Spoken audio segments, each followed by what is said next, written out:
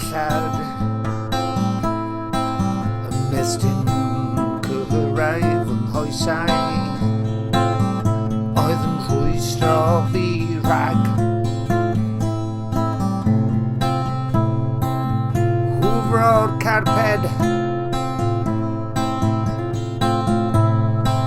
dwi wedi plygu y dillad gafodd ei golchi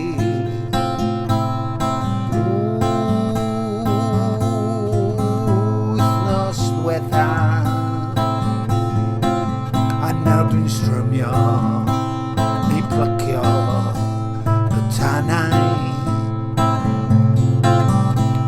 a roddes i ar y gitar freshman gostiodd fwy na swm sylweddol arian tia wyth mlynedd yn ôl fy ngwraig brynodd e i mi ond anreg yn arwydd o'n cariad ein hymrwymiad a heddi ro'n i fod i fynd i brynu modrwyddi sydd yn arwydd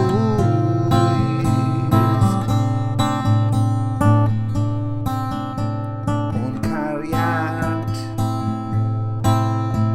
tragwyddol.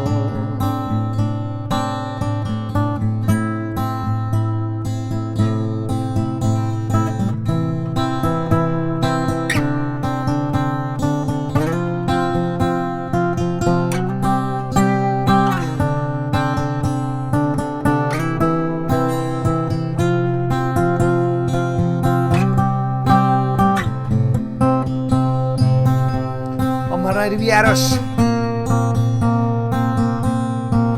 fel ym mhob achos arall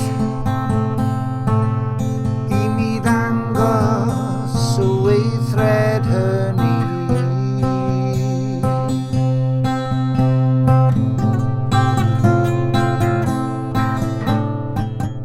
sydd yn magu am mynedd i mi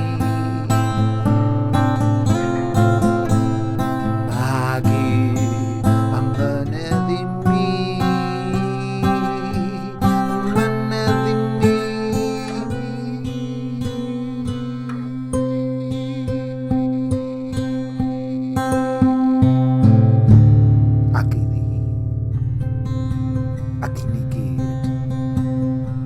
Ydw i'n caru pawb? Ydw i'n caru pawb?